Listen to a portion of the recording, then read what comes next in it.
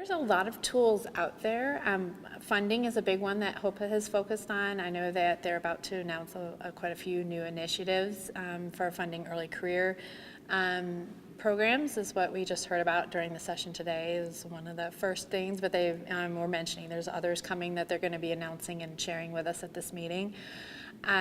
Outside of HOPA, there's also other resources, online training that's available. It's one thing I really emphasized in the presentation today, is if you don't have the qualifications, is to go seek the qualifications to do the research, and whether that's, becoming certified as a healthcare quality practitioner, or, is it going on and getting additional training in statistics, or is it, maybe going to a program like the American College of Clinical Pharmacy offers two research training programs, the FIT and the Merit program, which, I know we're hoping to collaborate with HOPA in helping bring that to members as well. I think it's really important to find that mentor.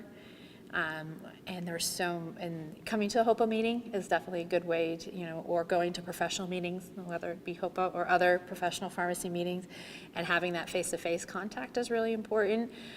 But most of the organizations all have mentorship connections now. I know I'm mentor to 3 or 4 students across the country. I've never met them in person, but I, talk to them at least once or twice a month to see, and helping, get their career started in research as well. So it's seeking that mentor that may have your interest, or may have the research skills that you need. What we talked about today is some kind of basic P's and Q's for deciding a research career. And a lot of those P's and Q's aren't the ones that we learn in kindergarten, but rather having patience, having practice or training to learn the research skills that you need. But mostly, and the most important too, I think, are persistence and passion.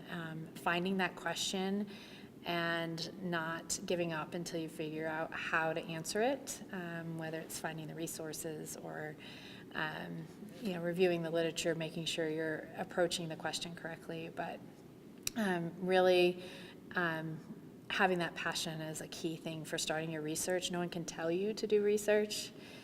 It's not something that a box you can check off on your career plan, but it has to be something you really want to do, because it's hard.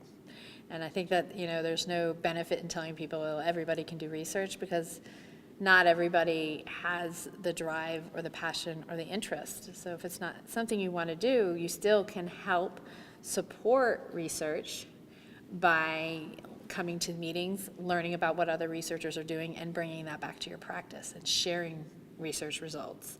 So all of us in the pharmacy community can help promote pharmacy research by sharing what other pharmacy researchers are doing, going to the poster session, bringing that back to our clinical teams and saying, hey, look, I just saw this research project.